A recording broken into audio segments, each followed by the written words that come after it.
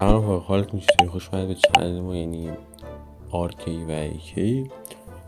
امروز باید استانبول گایز چند تا رنگ رفتم، بعدش هم تورنمنت بار رفتیم. من اصلا این لاو رو نمیدونم چرا اینقدر گم میزنم. یه زارت آقا اصلا این کوسه خیلی داغونه، نمیدونم چرا باش مشکل دارم، ولی کاراکتر باحالی. فکر با این قیافه بری وسط لاوا بعد از رو سنگا بپری، عجیبه. بعدش یه بار دیگه هم شروع کردیم بریم ببینیم چی میشه این دست. فکر کنم یه دستی هم افتادم قشنگ چیز شد. این دست هم باگ خوردم، نمیدونم باگ خوردم چی شدم، یعنی جامپو زدم دیگه، منطقا باید برسید، نمیشه نرسید. نمیدونم چی بود دقیقا. این بود داره. اینجا من یه واردشم اول میشدم، طرف مش زد بهم، افتادم. میرم چرا از این ابیلیتی استفاده کرد، خیلی نامرد بود طرف. بعد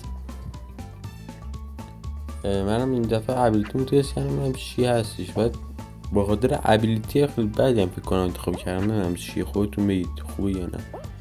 بعد اینجا هم میگم باز طرف مش داره اینا، خیلی اصلا نمیدونم چرا نامردی. و یه بارم طرف افتاده بود، من افتادم با چند زمان، اون به خاطر همون چیز شد.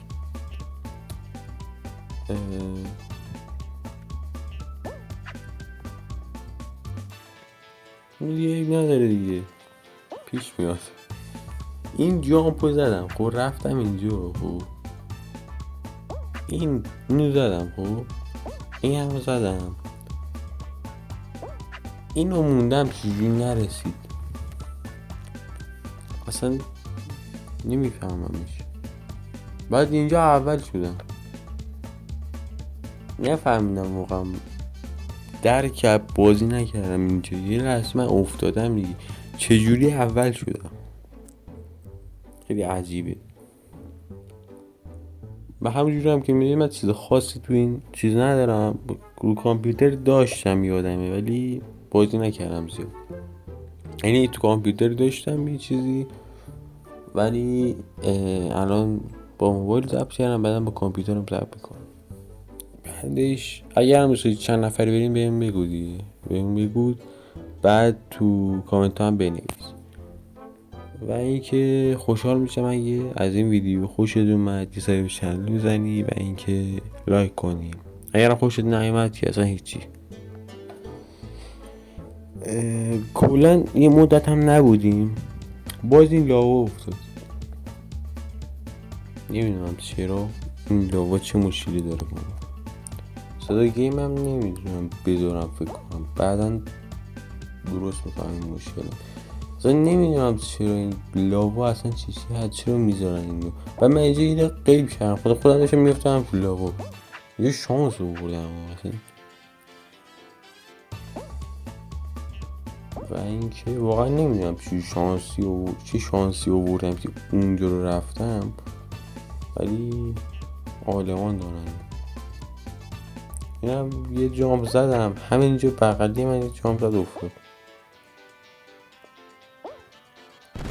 اینم نمیدونم کل میده، شانس رو بردم. بعد اینجا خودم انداختم، اون ضربه رو زد من نیافتادم، خودم انداختم. عجیبه. آره نمیدونم چرا، ولی خب دیگه چیکار کن.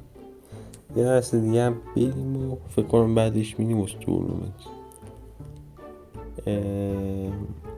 نمیدونم دقیقا چی افتاد، بذار ببینیم چی میفته، ولی فکر کنم یادم اومد چی افته. اینجا هم باز نمیدونم، یعنی یه ثانیه دیرتر افتاده بودم برنده بود، نمیدونم چرا.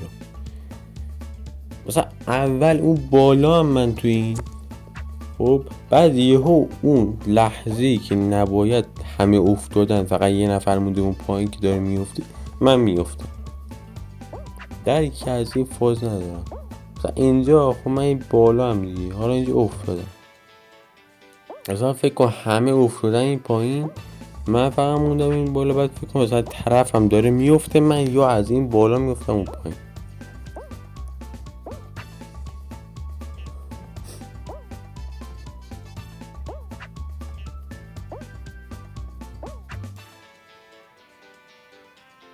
و اینجا جالبه 200 نفر، یعنی فکر کن 200 نفر خوابیدن اونجا. من موندم آخه 200 نفر توی یه جا، مثلا این نباید جدا باشیم؟ نمیفهمم، درک ندارم. 200 نفر توی تیکن، بعد من میام اونجا همشون میرن، بعد تازه دولایه هم نیست، یه لایه است. اصلا نمیدونم، درک نمیکنم. یه تیم اپ کردن عملا. نه لیدر بورد دیدم، بعد اینا اکثریتشون دیگه اونقدی بالا که اصلا تو بخوایم نمیرسی بهشون. اینجا هم چیز داد، دنس داد، یعنی آره دنس میشه گفت تقریبا مثل کالافه. اونقدر نمیدونم از چیزیه، ولی میدونم در حدی هستم که مثلا اون مچی عادی و وین بدم تا حدودی. ولی این چیزاشون اصلا نیست، این اکانت منه، هیچی ندارم. بیاد از تورنمنت خواستم برم این یکی مودا رو، ولی گفتم چون نمیدونم بذار این عادیو برم. اینجا هم باز ببینید خودتون چی شد، اصلا نمیتونم درک کنم این چه چیز مسموعی بود. من دیدم اینجا طرف EFKه از اول بازی، خودتون ببینید تا کجا میشه. اینجا هم باز خودم حذف کردم، 2 بار خودم حذف کردم، نمیدونم چرا. یه بار جونمو یک کردم خودم حذف کردم. بعد اینجا خدایی اونی که اول شد حقش بود، خودتون میبینید دیگه. من اصلا نمیگم که AFK شد بعد از این ایران، ولی خودتون ببینید دیگه. یورو یا پینگ نداشتن که AFK بود، دقیقا نمیدونم.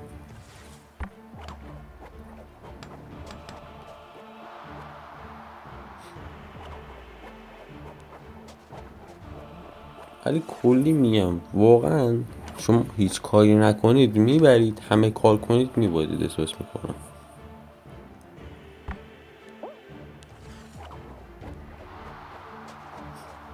اینجا یارو 2 بار خودش اون یارو نمیدونم داشت چی کار میکرد، عیزم نمیدونم، اون 2 بار خودش رو رفت تو دیوار، اصلا نمیفهمم. بعد این دفعه این یارو اومد این چوب زد به من، بعد اینم یک بود، بعد اینم خوش انداختن. یعنی اصلا این سوراخ میفته آدم خوش میفته زمین. ولی سوال من اینه آقای چیز، اون طرف تا اسپان شد خودش پرید تو سوراخ، ندیدشون سوراخ چیه، پرید تو سوراخ.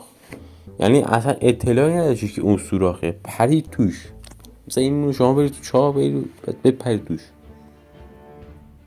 دقیقا یه همچین سوسی من پیدا کردم بیارو، طرف این سوراخ رو ندیده پریده توش.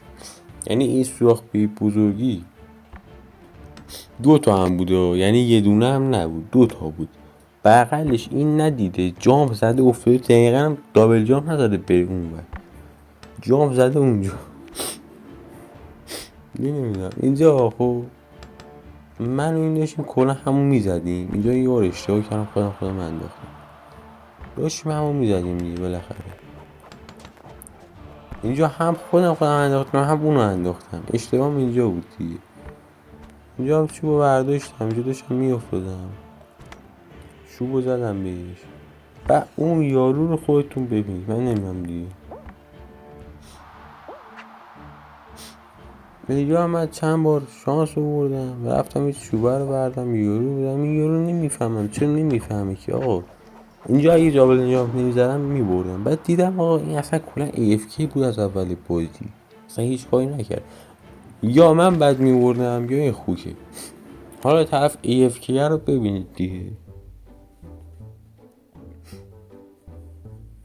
این طرف فکر کنم هموطنم با بود و پینگم نداشتش، نمیدونم چرا این احساس کردم، ولی احساس میکنم طرف خودش AFK بود.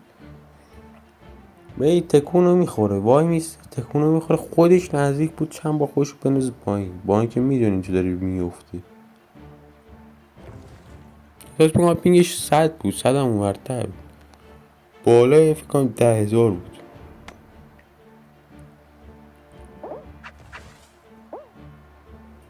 یعنی باز با اون گوزه اینو نتونست بزن. الان نیم ساعت داشت اون دستیش ها اگه میومد خیلی باحال میشد. یه دونه میزدی طرف میرفت یه بر نمیداشت. و یه حالت هم داشت خوش اومده بود، اینجوری بود که چیز بود، یارم داشتید، خیلی باحال بود. و من اولین بار که این مودو رفته بودم اونجا، اول یارم کشتم، نمیفهمم چرا. فکر یارتو همینجوری بزنی بعد نمیدونی چجوری اسپام میکنه دیگه. بعد اینجا هم طرف دیگه الحمدلله اون اول نشد و اینکه حالا این یارو اول شد. خدایی فینال حق من این بود ولی اون طرف رسید. و اگرم از دیدن ویدیو لذت بردید، گفتم اگه دوست داشتید لایک کنید، اگرم خواستید چنل رو به اشتراک بذارید. اگر بازی چه موبایل چه پی سی مد نظر داشتید که بریم به من بگید، خیلی کامنت ها. خدا نگهدار.